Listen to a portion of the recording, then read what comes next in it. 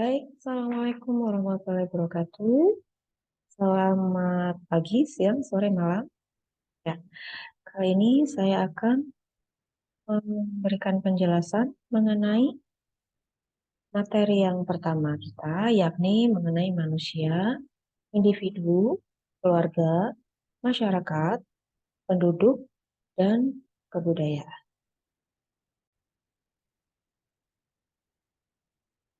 Baik, kita segera mulai. Yang pertama, sebelum kita ke materi-materi yang lain, kita terlebih dulu memikirkan kembali, mengapa kita harus belajar ISBD, Ilmu Sosial dan Budaya Dasar. Nah, dalam perguruan tinggi, lulusannya diharapkan memiliki berbagai kompetensi.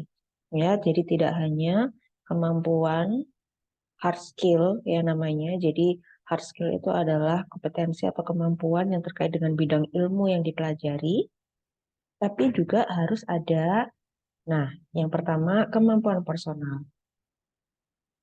Kemampuan personal ini tentu ada hubungannya dengan bakat, dengan passion, dan juga sifatnya individu ya, berbeda dari satu dengan yang lainnya. Kemudian juga ada kemampuan akademik. Kemampuan akademik ini adalah yang saya katakan tadi, hard skill. Selain itu ada juga kemampuan profesional. Kemampuan profesional ini yang terkait dengan bagaimana kita dapat melakukan pekerjaan di lingkungan profesional, ya, di lingkungan kerja atau dunia usaha. Selain itu ada juga yang namanya kemampuan pengabdian. Nah, kalau kemampuan pengabdian ini bedanya dia sifatnya lebih sosial, jadi tidak komersil sifatnya, tidak lain dengan yang profesional ini. Oke. Nah, oleh karena itu perlu kiranya jadi selain membekali dengan ilmu-ilmu sesuai dengan bidang yang telah dipilih ya di prodi masing-masing, ada pula apa namanya ilmu lain yang diharapkan dapat membekali ya, membekali utamanya untuk kemampuan profesional, kemampuan pengabdian ini tadi. Oke. Nah, ISBD, Ilmu Sosial dan Budaya Dasar. Ada dua komponen ya. Ada ilmu sosial dan ada ilmu budaya. Nah, sekarang kita beranjak ke yang namanya sosialnya dulu ya. Kita ambil yang sosialnya dulu. Ada perbedaan antara ilmu sosial atau social science, kemudian ilmu pengetahuan sosial atau social studies, dan juga ilmu sosial dasar atau basic social science. Ilmu sosial ini adalah payung besar, ya, payung besarnya. Ada sosiologi, ekonomi, politik, antropologi, sejarah, dan lain-lainnya. Ya, jadi itu adalah satu payung besar ya. Jadi semua bidang ilmu itu tadi tercakup dalam yang namanya ilmu sosial. Nah, ilmu sosial ini merupakan salah satu turunan dari ilmu filsafat. Ya. Jadi mengapa seperti yang di awal pertemuan saya katakan, kita mungkin akan sedikit berfilosofi, kita akan mungkin akan sedikit saja mempelajari mengenai ilmu filsafat, tapi tidak terlalu banyak ya, karena memang ilmu sosial ini adalah turunan dari ilmu filsafat yang apa namanya mengetengahkan hasil-hasil pemikiran manusia. Kemudian memberikan pengetahuan yang bersifat subject oriented. Ya, ini lain dengan ilmu eksak, ilmu pasti. Ya, ilmu sains itu dia object oriented. Tuh. Kemudian, nah dari ilmu sosial ini, kemudian ada pula yang namanya ilmu pengetahuan sosial atau social studies.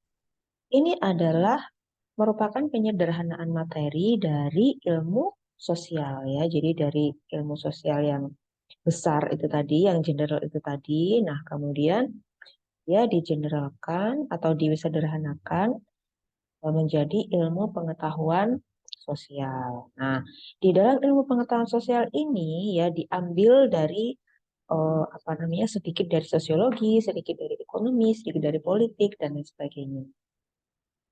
Jadi dia merupakan paduan dari beberapa cabang ilmu sosial. Nah, ini juga biasanya ditujukan bagi siswa sekolah dasar dan menengah ya. Jadi kalau misalnya kita punya adik atau mungkin keponakan, anak yang mereka pelajari adalah IPS ya, ilmu pengetahuan sosial, bukan ilmu sosialnya. Kenapa? Karena diambilkan sari-sarinya ya. Jadi sedikit-sedikit cuplikan dari berbagai cabang ilmu sosial.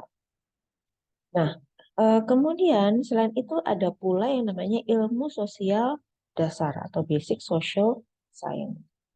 Nah, lalu bedanya apa antara ilmu sosial dengan ilmu sosial dasar? Nah, di sini kita akan mempelajari ilmu sosial tapi secara basicnya, gitu ya, dasarnya saja. Nah, lebih tepatnya lagi atau lebih spesifiknya lagi, kita akan menelaah ya masalah-masalah sosial yang ada di sekitar kita dengan menggunakan teori ilmu sosial ya. Jadi kita tidak akan apa namanya melulu membicarakan mengenai teori A, B, C, tapi juga kita akan menelaah ya masalah-masalah sosial yang ada di sekitar kita. Ini juga merupakan paduan dari beberapa ilmu sosial ya. Jadi kita tidak akan secara khusus membahas sosiologi saja atau psikologi saja, geografi saja tidak. Ya, jadi ini merupakan juga paduan dari beberapa ilmu sosial yang digunakan untuk menganalisis masalah sosial yang ada di sekitar kita. Dan ini ilmu sosial dasar ini ditujukannya bagi mahasiswa perguruan tinggi. Nah, itu bedanya antara IPS dan ISD ya, ilmu pengetahuan sosial dan ilmu sosial. Nah, tadi saya sudah mengatakan kita akan menelaah masalah sosial. Nah, tapi sebetulnya apa itu masalah, masalah sosial ya? Masalah sosial adalah hambatan-hambatan dalam usaha mencapai sesuatu yang diinginkan. Nah, jadi ketika kita ingin apa namanya meraih ya, meraih suatu target, meraih suatu tujuan, tapi kita menghadapi hambatan, kita menghadapi kendala. Nah, itulah yang dinamakan dengan masalah sosial.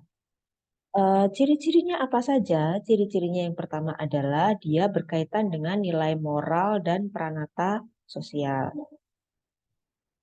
Jadi dia terkait dengan nilai moral kita, ya, nilai apa yang menurut kita benar, apa yang menurut kita salah, ya. Dan pranata sosial. Pranata sosial itu maksudnya adalah apa namanya nilai-nilai sosial, ya, yang terkandung di masyarakat sekitar kita.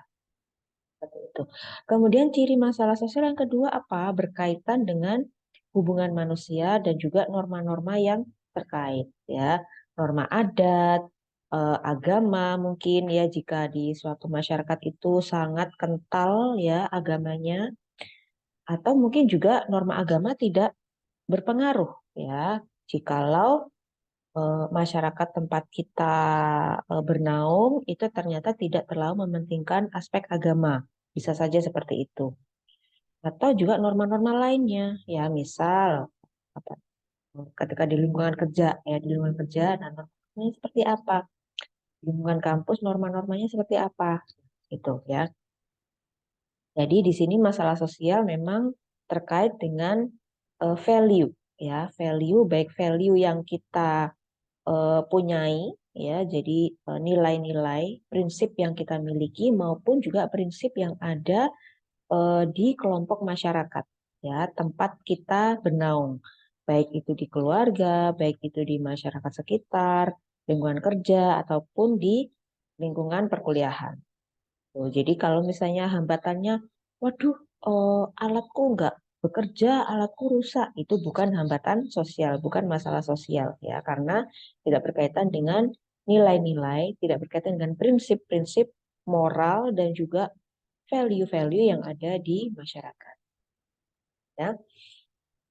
Oke, nah dari sini eh, tolong nanti ya carilah definisi masalah sosial dari berbagai sumber. Ya, jadi di sini sudah saya tayangkan satu definisi masalah sosial. Nah, nanti tugas kalian adalah untuk mencari definisi lain dari masalah sosial. Nah, barangkali ada yang apa namanya wordingnya atau kata-katanya lain ya, dan juga mungkin ada yang lebih pendek atau lebih panjang.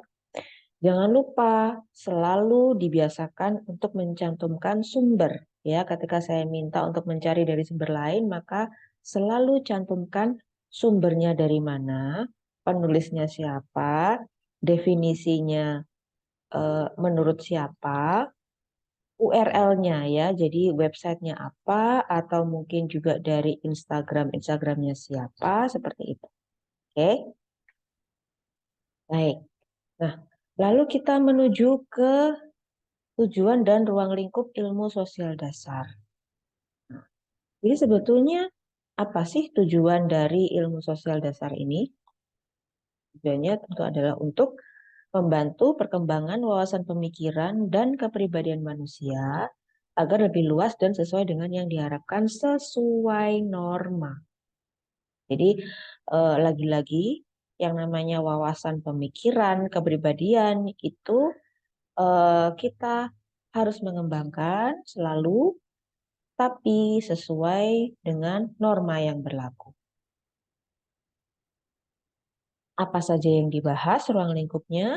Yang pertama adalah masalah kependudukan dan penyebarannya, masalah individu, keluarga, dan masyarakat, masalah kependudukan dan identitas manusia, hubungan antara warga negara dan negara, hubungan antara pelapisan sosial dan persamaan derajat, masalah masyarakat kota dan desa, pertentangan sosial dan integrasi masyarakat, serta pengembangan iptek demi pengurangan kemiskinan. Oke. Nah, kalau tadi kita sudah membicarakan tentang ilmu sosial dasar, sekarang ilmu budaya dasar atau basic humanities, ya, humaniora dalam bahasa Indonesia. Definisinya apa? Definisi ilmu budaya dasar adalah ilmu pengetahuan aspek-aspek dasar kehidupan manusia sebagai makhluk berbudaya dan masalah-masalahnya. Nah, tujuan mempelajari ilmu budaya dasar itu apa sih? Yang pertama, mengenal lebih dalam tentang diri sendiri, mengenal perilaku diri dan orang lain, menciptakan sikap luas dalam pergaulan, serta menciptakan sikap tanggap terhadap hasil budaya manusia dan masalah pemikiran, perasaan, perilaku manusia. Jadi ini masih ada kaitannya dengan ilmu sosial dasar. Kenapa? Karena dengan mengenali diri sendiri, kita juga diharapkan dapat apa namanya berinteraksi dengan lebih baik ya dengan orang lain ya, di sekitar kita. Jadi memang ilmu budaya dasar ini lebih apa namanya lebih ke dalam diri kita ya, kita mengenali diri kita sendiri.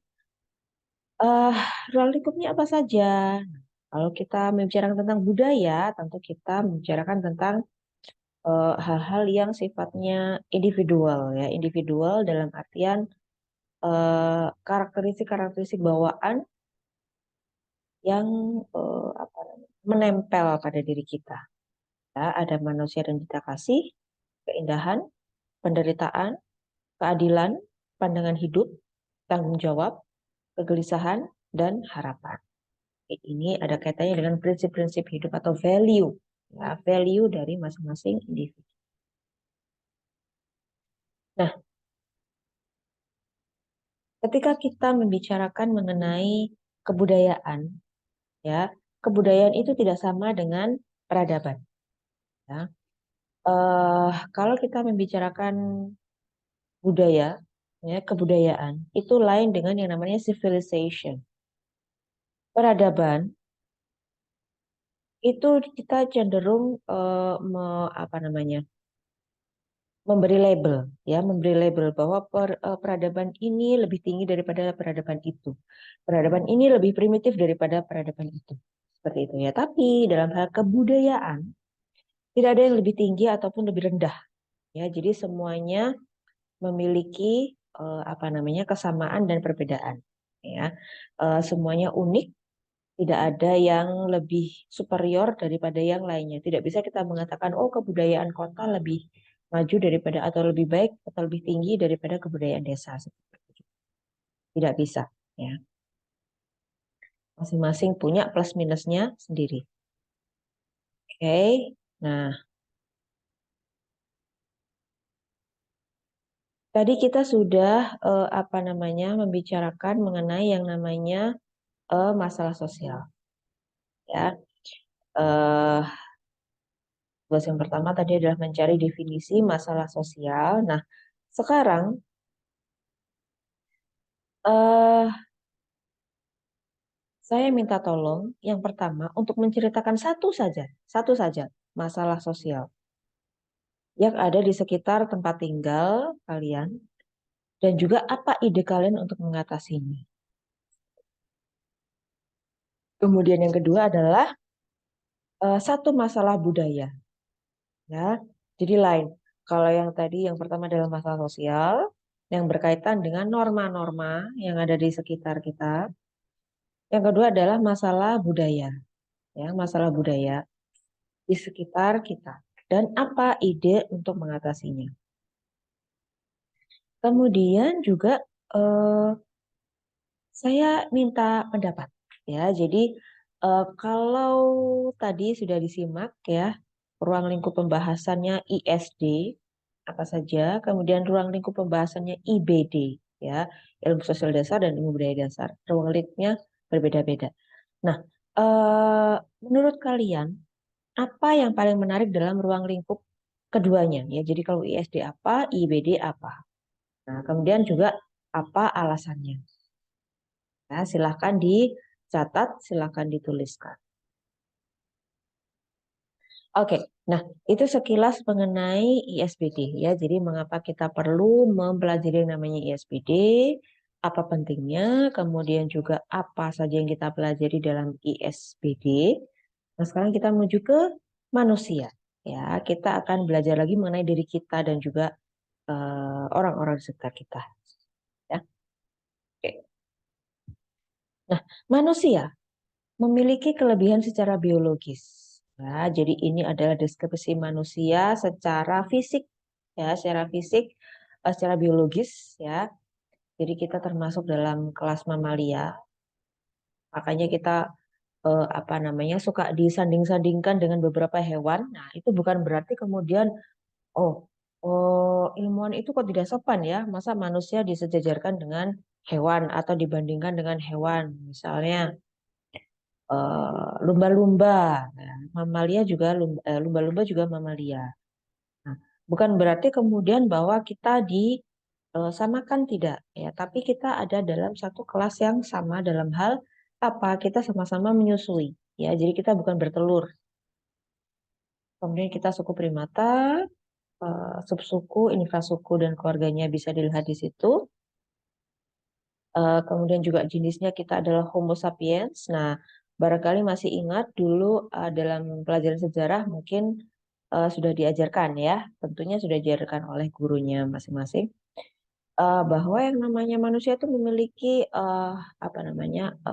tahapan evolusi, ya, tahapan evolusi. Jadi dulu ada yang namanya manusia purba. Manusia purba itu juga ada beragam jenisnya, yang mulai dari yang paling awal ditemukan fosilnya hingga yang paling akhir yaitu Homo sapiens. Ya, Homo sapiens itu dinamakan atau dijuluki sebagai makhluk cerdas. Kenapa? Karena dia sudah eh, apa namanya peradaban atau pola hidupnya itu sudah memiliki beberapa kemajuan jika dibandingkan dari versi-versi terdahulunya, ya. Jadi Homo sapiens itu adalah update, ya, update terkini. Secara ras kita ada beberapa, ya, ada Negroid, Mongoloid, Kaukasoid. Sekali lagi tidak ada yang lebih superior daripada yang lain, ya. Semua memiliki plus minus masing. Nah, eh, ras ini jika di masa lalu mungkin kita sangat sangat sangat terlihat perbedaan fisiknya, ya. Jadi kalau Negroid itu seperti apa, Mongoloid seperti apa, Kaukasoid seperti apa. Negroid itu dalam tanda kutip disebut sebagai hitam, gitu, ya, kulit hitam. Kemudian Mongoloid itu dinamakan kuning, ya, dijulukin kulit kuning. Dan Kaukasoid itu adalah yang bule, ya, putih, kulit putih. Nah, akan tetapi semakin ke sini kita semakin menyadari bahwa semakin banyak yang namanya kawin campur. Ya, jadi eh, manusia dari ras Negroid misalnya menikahi Mongoloid atau Kaukasoid, begitu juga sebaliknya. Mongoloid mungkin menikahi Kaukasoid.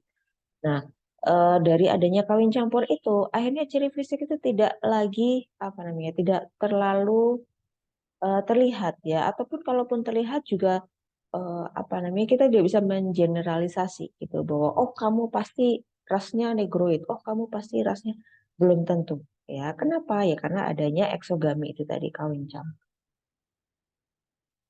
Nah, kalau seperti itu bagaimana? Apa yang membedakan manusia? Yang membedakan itu adalah akal, budi, dan wawasan serta kesadaran. Kalau dalam bahasa Islam, sorry, dalam agama Islam mungkin yang apa namanya, yang banyak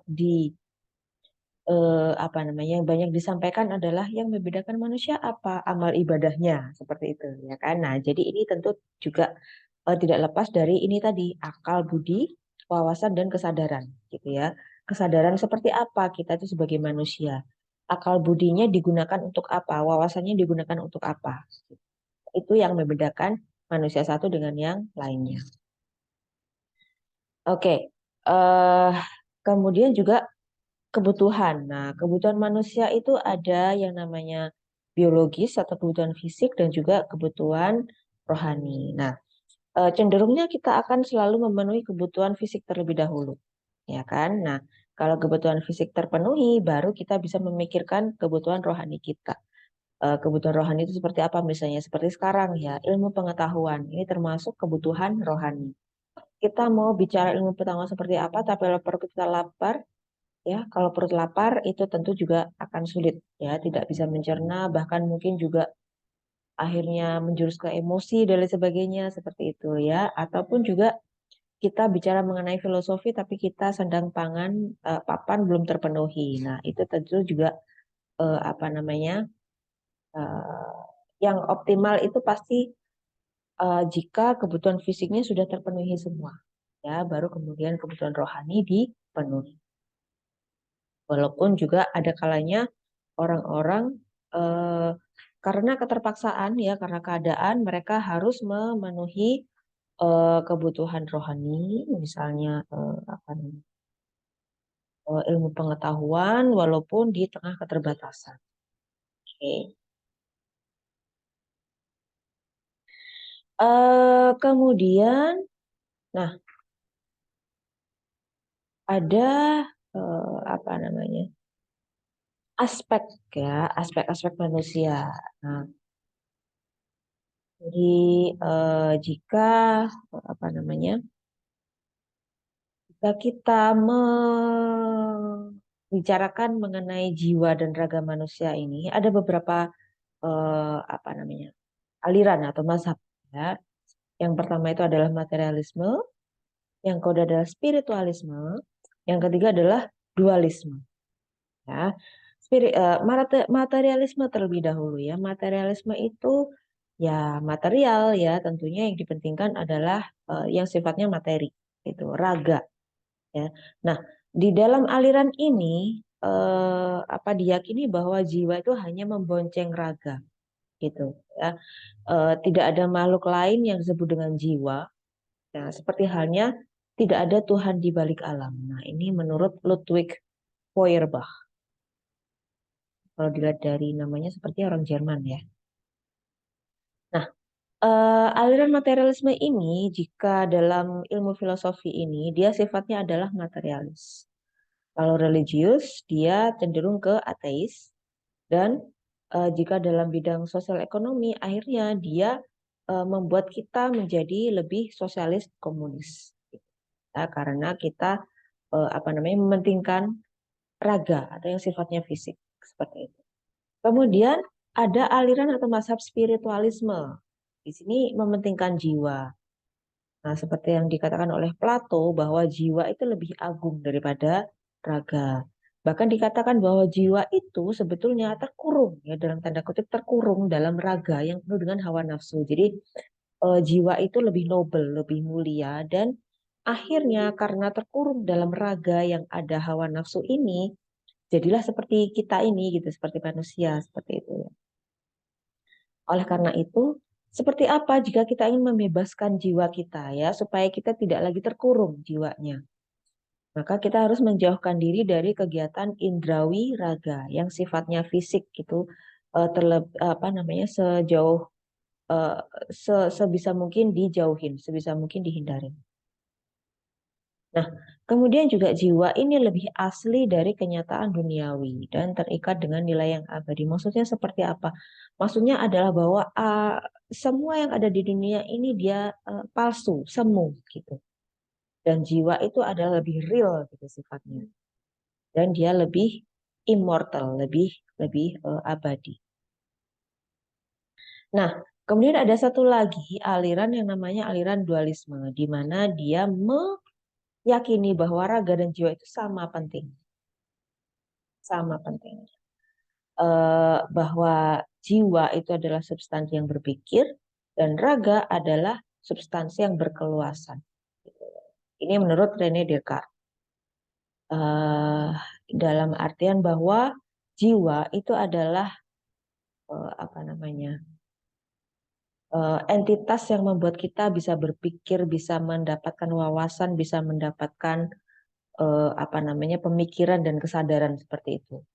Ya, dan sedangkan raga itu adalah perluasan atau perpanjangan dari jiwa. Jadi istilahnya yang menjadi pelaksana ya, pelaksana atau dari atau yang ya mewujudkan segala bentuk pemikiran itu. Nah, kedua unsur itu raga dan jiwa itu akhirnya membentuk insan. Nah, aliran dualisme ini terbagi lagi menjadi dua, ya. Ada yang berprinsip paralelisme, di mana raga dan jiwa itu sederajat, ya. Jadi dua entitas, ya, dua entitas terpisah tapi sederajat seperti ini. Jadi sederajat, ya. Jadi tidak ada yang lebih tinggi dari yang lain, seperti ini. Nah, monisme satu lagi itu adalah raga dan jiwa ini bersatu, ya, menjadi satu seperti ini. Nah, paham yang paling umum diterima, yang paling banyak diterima ini adalah monisme tadi ya, bahwa raga dan jiwa itu adalah satu kesatuan yang tidak terpisahkan. Oke, nah sekarang kita menuju ke tipologi manusia ya, kepribadian-kepribadiannya seperti apa. Nah, faktor dalam kepribadian itu dia dipengaruhi oleh yang namanya satu temperamen. Nah, temperamen itu kalau misalnya kita memaknai biasa biasa kita memaknai temperamen itu sebagai apa, emosi gitu ya, temperamental, orang yang temperamental. Nah, temperamen itu sebetulnya adalah campuran cairan dalam tubuh ya, campuran cairan. Loh, kok jauh sekali ya? Ya memang apa namanya, dalam filosofi itu dikatakan bahwa campuran cairan dalam tubuh itu mempengaruhi juga apa namanya, kemampuan berpikir kita ya, kemampuan kita untuk apa namanya, menyikapi sesuatu dan juga termasuk emosi kita ya. Jadi kalau misalnya ada sedikit cairan yang kadarnya mungkin lebih sedikit dari yang seharusnya ataupun melebihi dari yang seharusnya, nah itu juga dikatakan dapat mempengaruhi cara kita dalam merespon gitu ya. Oke, kemudian juga eh, dipengaruhi juga oleh karakter atau sifat dan juga bakat ya, keturunannya seperti apa. Jadi kalau misalnya bapak ibu kita seperti apa ya, biasanya ada sedikit lah yang apa namanya, mirip-mirip gitu di anaknya. Nah, kalau menurut Lavater ya, kepribadian itu dilihat dari raganya ya, raganya seperti apa. Jadi kalau misalnya ada orang yang melihat apa namanya, fisik kemudian dibaca dalam tanda kutip ya, oh dia sifatnya seperti ini. Nah, itu dia juga menganut apa yang diyakini oleh Lavater ya. Jadi raga kita seperti apa itu ada kaitannya dengan kepribadian. Tuh. Nah, kalau menurut Springer eh, ada beberapa jenis kepribadian manusia ya, yang memperhitungkan sisi ekonomis ya, perhitungan banget gitu ya. Nah, ada juga yang suka berkuasa, ada yang suka berkorban, ada yang suka belajar, ada suka seni ataupun nyentrik gitu ya, dan ada juga yang tidak mementingkan dunia. Nah, selain itu ada menurut Galenus ya, itu sanguin, melankolik, kolerik, dan pragmatik. Oke. Hemans. Nah, Hemans ini dia melihat kepribadian dari kejiwaan ya. Ada yang emosional, ada yang sekunder ataupun aktif. Nah, di sini saya akan menunjukkan yang namanya kubus Hemans. Kubus Hemans itu menunjukkan bahwa watak manusia itu berdasarkan 3 tipe kejiwaan Hemans. Nah, ini tadi ya yang di atas ini tadi. Emosi, sekunder, aktif. Ini apa namanya? 3 sumbu ya, 3 sumbu X, Y, Z seperti itu yang akhirnya membentuk watak manusia. Oke. Nah, ini ya. Jadi eh apa namanya? Di sini ada emosi yang atas ini ya, sumbu Y-nya ini adalah emosi. Kemudian yang sumbu X ini adalah aktif ya, aktivitas. Kemudian yang sumbu X, Y, Z. Nah, X, Y, Z. Nah, yang Z ini adalah fungsi sekunder. Nah, dari ketiga sumbu ini kemudian adalah titik-titik ini ya, ada 1, 2, 3, 4, 5, 6, 7, 8 ya. Bisa dilihat di sini ya. Silahkan dianalisis kalau diri kita sendiri itu termasuk yang mana kira-kira ya.